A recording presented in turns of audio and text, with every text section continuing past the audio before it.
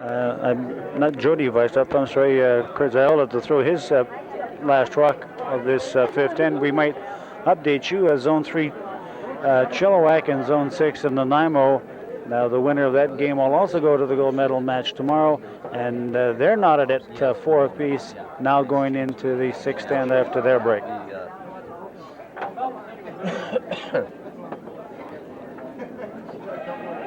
Well, it's on its way, Bill. Let's see what he's trying to have a tap back and knock the red rock out, which is Wiley's. Looks like a good rock. Oh, might have been a little bit too much. It did. Didn't quite get what he was trying for.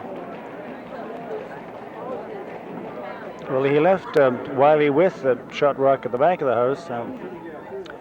Wiley is just going to settle into the hack to throw his first rock of this fifth end, and he's going to go with the out-turn takeout after that second shot belonging to Jody Sveistrup.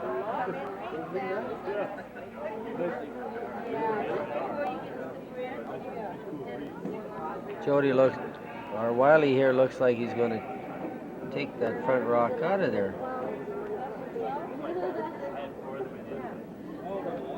The thing that he has to be concerned here is that he pushes that rock back on an angle, and I'm sure he'd like to stay with the roll, although it's not crucial at this point in time, but he's got to be careful not to shove it straight back. That's right. Well, he's on its way. They're sweeping it pretty hard now, Bill. I think they just want to catch a piece of it. He's got it. He's taking it out. I think perhaps the way Wiley threw his hands up in the air, that maybe they were just a little bit too quick with the brooms on that and didn't give it a chance to move. Well, he's trying to keep everything clean. He doesn't want Jody to get a big end on him, 2 or more. He's playing it pretty smart. And Jody realized that a one count,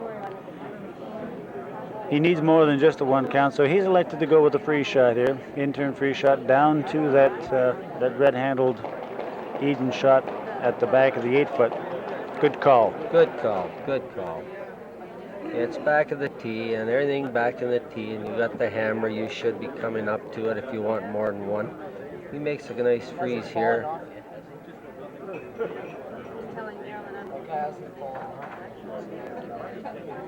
I think this is what you call manufacturing points. Right. Now, when you're down a couple, 3 like they are, you've got a manufacturer. Looks like you got a heavy rock here. It might be a little bit too heavy for what he's trying. Looks like he's going to slide just slide by right it. by it. Well, he touched it, but his second shot. And that will give Wiley Eden the opportunity for a clean hit and force Jody Sveistrup to take one. Right. Which I'm sure is in the back of his mind right now, is that not perhaps give Jody the chance to blank, force him to take one, because you're in a good position when you're 2 up with last rock advantage. And while we're waiting for Wiley to come down and throw his rock, we'll update you within sheet 2. The Zone 7 team from Smithers and is currently ahead of the Zone 5 team from North Van 5-1. That's a B event game. The loser of that is out of the medal competition and into the consolation round. The winner moves on toward a possible showdown for a silver or a bronze.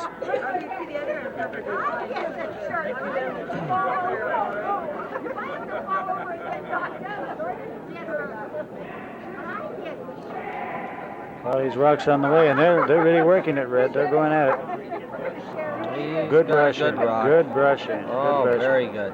Very good.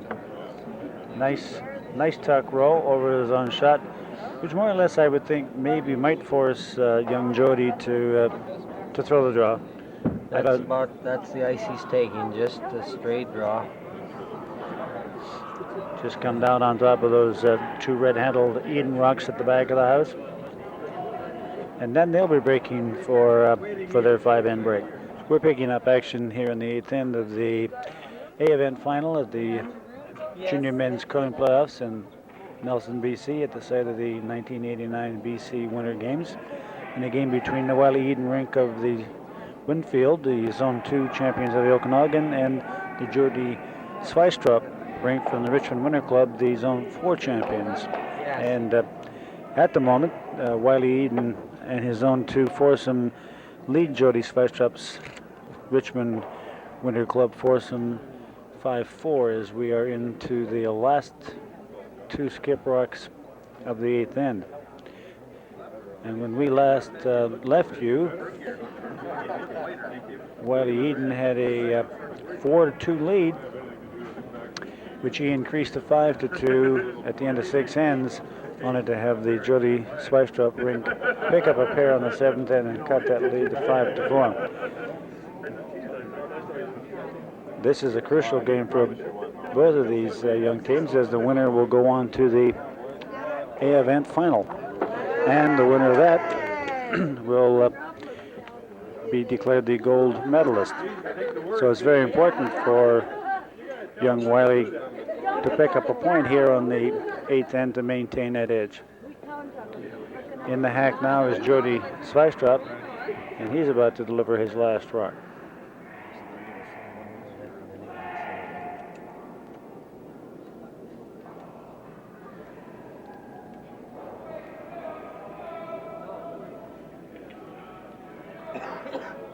Kevin Weistrup and Brad Kostra pick up Jody's rock as it is coming now down into the house. Looks like a good looking shot, maybe just a little long. Third man Chris Tullock goes to work for the Eden rink and manages to bring that back fully into 12. The advantage of that last rock is that Jody now last shot rock and it's covered. And I think Wiley Eden is just elected to go to a straight 4-foot drop to try to pick up his one. We have now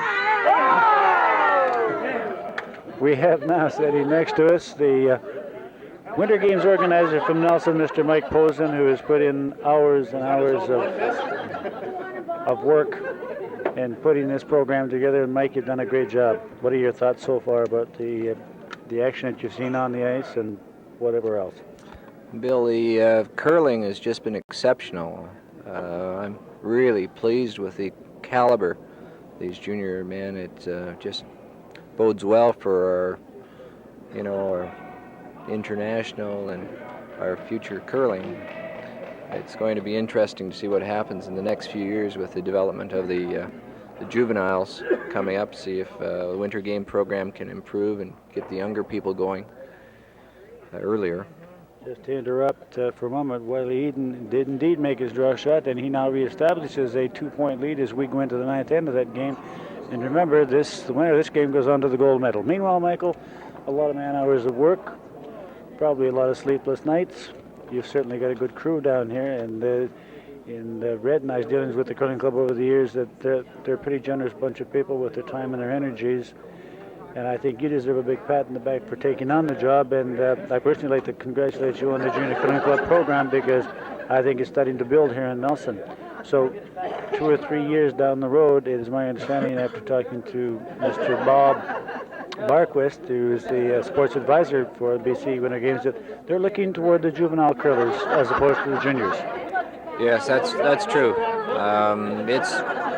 I guess it's part of the Olympic program where we didn't bode too well, and I think it's the overall picture they're trying to improve sooner, get the younger people organized throughout sports in Canada at a earlier age. Brad and I were talking as we were watching the games in progress during this morning and during this afternoon's draw, that we're impressed with the caliber of curling and the techniques and then that the kids have learned in delivering a rock. Understanding of the game has improved so much over the years. We were saying to Mr. Barquist that we're only 1 or 2 shots away from seeing some brighter performers out here, and I think that's a credit to people like you who run this program in the Nelson Curling Club. And hopefully as time goes on, we'll get stronger and get more of the adults like myself and Red involved in a bigger way. And then have another good end. We're just looking over at sheet 5 now for a moment, just an update. As we were covering that game earlier on with the Zone 1 champions Dennis Swanson from Caslow, who were tied at 4 with Wade Eberle of Prince George, but Dennis and his mates have fallen upon hard times, and they're now down 8-4. But a crucial shot here. If Dennis can squeeze the trigger, he's got a hit. Looks like for 3, Red. Yes, looks like he's throwing it inside. I think he's missed it. I think he's missed it, Bill. He's throwing it inside again. Bad miss. Good chance to pick up 3 and get back in this game, and he just picked up 1. Tough break. He had a couple of tough breaks earlier on in the 7th inning. Meanwhile, Michael, you must have a slew of people down here that have supported you this week. You care to mention some of the people that worked behind the scenes so diligently? Yeah, I would, Bill. We've certainly had great support from the curling club members. Joe Ringrose is my assistant, and really Joe has done an awful lot of work. Brad Perlstrom, the president of the Nelson Men's Curling Club, has really been just outstanding in his support. He's helped tremendously. He's in charge of the medal presentation and the closing ceremonies. There's a whole mess of people. I have so many people that want to help that I have to sparingly give out my the duties and the chores very carefully so I don't offend anybody. Everybody's so anxious to help. It's just great.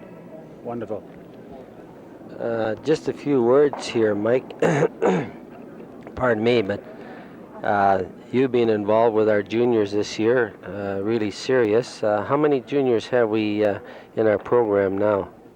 Red, I've got about 50 juniors curling this year. That's doubled from last year. We've doubled our ice time. We're at a stage now where we've got to get a competitive program going, I think, within the junior program to give those that are going to really go on into heavier competition a little bit better instruction. We're running a little thin. I'm running thin on on instruction time, trying to handle that many. So. Well, I think if you push a little harder in the curling club, I think we'll get some of the better curlers out to give you a hand, Mike. I hope so.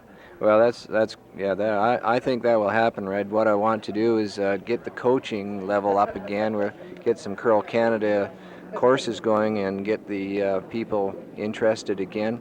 And when they get interested and back they come, if they take a coaching course, then they'll come back and help with the juniors, because that's what they're interested in, is help getting the juniors going.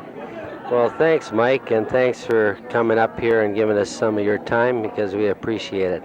Thank you very much, Red, and I really like to, at this moment, thank my whole committee. The support I've had has been really, really tremendous. Thanks. Thanks, Mike. Thank you, Michael. Well, we continue along into the 9th inning in this crucial matchup between the Zone 2 champion Wiley Eden's Rink out of Winfield and the Zone 4 Richmond Winter Club's Jody Swischup's foursome. And as we stand right now with second rocks delivered, Red, one rock in play, just sitting in front of the house, and I'm sure that Wiley would prefer that rock wasn't there. You're right there, Bill. He's been trying to keep it kind of clean, but they got a nose hit and they got a rock sitting down front.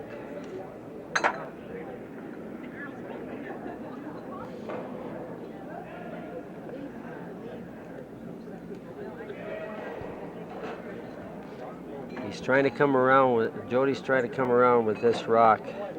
It looks a little light, coming up short. He's going to put another guard out in front, which won't hurt him that bad. Wiley's got a 2-point lead here. If he can keep this clean, he's going to go and try to clean out the front guards here.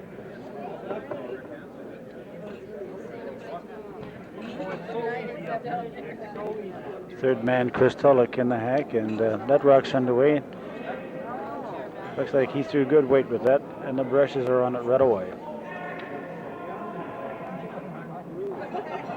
And he peeled one away. There's 5 rocks to come in the end. 3 blue rocks belonging to Jody Sveistrup and 2 belonging to Wiley Eden. And again, Jody has asked his third man, Derek Ziola, for an out-turn draw, and hopefully sneak around that top guard that's sitting out in front, maybe get a little protection, and he would dearly love to pick up at least a 2 spot here. Looks like he's got a little better weight. They're grooming it pretty hard. They quit. It looks like it's coming in there now, Bill. Perfect rock. Coming in there nice. Right on the forefoot. Beautiful rock. That's Very. excellent line. Yeah, that's. I don't think that Wiley can see much of that shot, as he and third man Chris Tulloch talk the situation over, but I don't believe that he can see much of that blue rock just thrown by Derek Ziola.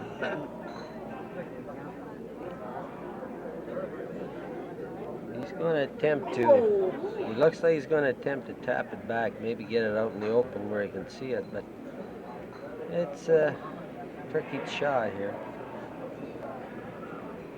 I think what Wiley would like to guard against is maybe missing this shot completely and presenting Jody Sveistrup with a chance for a 3 count.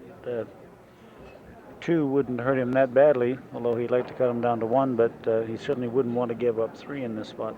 No, he'll keep the hammer here if he just gives up 1 or 2, but give him up 3, it gives Jody a chance to let him tie up the game and play him an extra end. He's coming down now. He's got fair weight. Looks pretty good. Well, he did touch it. I think he moved it out of the house. Very nice shot. Excellent shot, just enough. Nice touch on that. Very nice touch. And Jody Sveistrup is on his way down, and he's going to attempt to duplicate the shot that Derek Ziola threw and put 1 behind that rock again, front guard again. If he can get it in behind, who knows? He's got to have a 2 count. I'm sure that he's saying in the back of his mind that he's got to have the 2. If he can bury this one a little shorter on top of the 8 foot, it'll be a little tougher shot to come around. It doesn't give him that much room.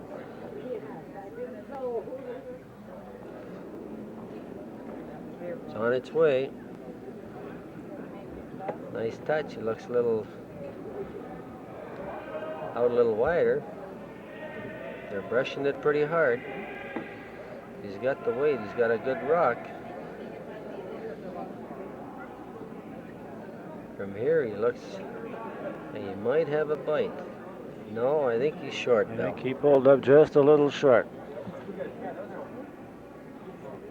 And Wiley Eden and third man Chris Tulloch are now looking at their options for the in-turn draw shot around the same guard on the other side.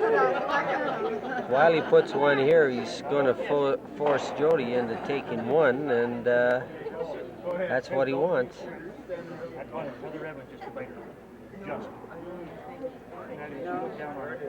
Well, it might be.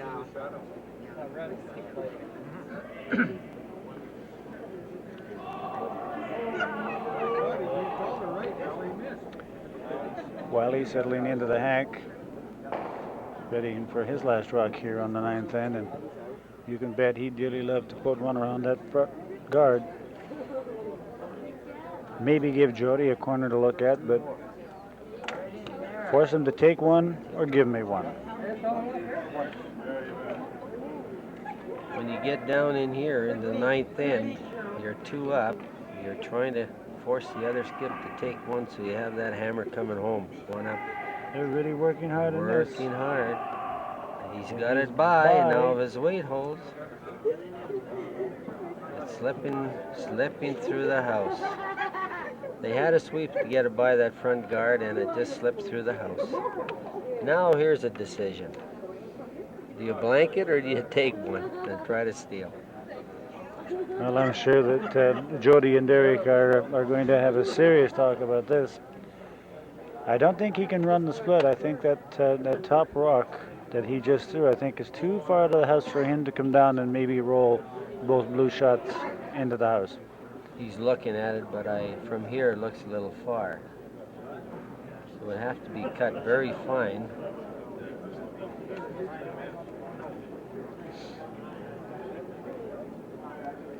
This is a big shot.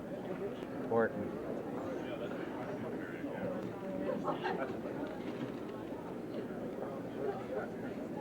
And while we're waiting for Jody and Derek to decide the course of action that they'd like to take, let's just briefly run you through some of the other games that have been going on. The Zone 7 champions from Smithers have now defeated their Zone 5 rivals from North Vancouver 8-3, and that ensures that the Smithers team will advance on in toward the possible silver or bronze medal showdown on Sunday. Of course, that also means that North Vancouver is down to the consolation side now. This Jody is BC winner, gold medalist in Fernie in 1987. So he's been around for a while. He's the runner-up in the PCCA Zone 2 Junior Men's. He's a 19-year-old ice maker, student, business administration. He's made his mind. He's going after that split. The brushes are on it. Working hard. I don't think he's got the split. He may have one, maybe nothing. Well, it was a nice try, but safe shot.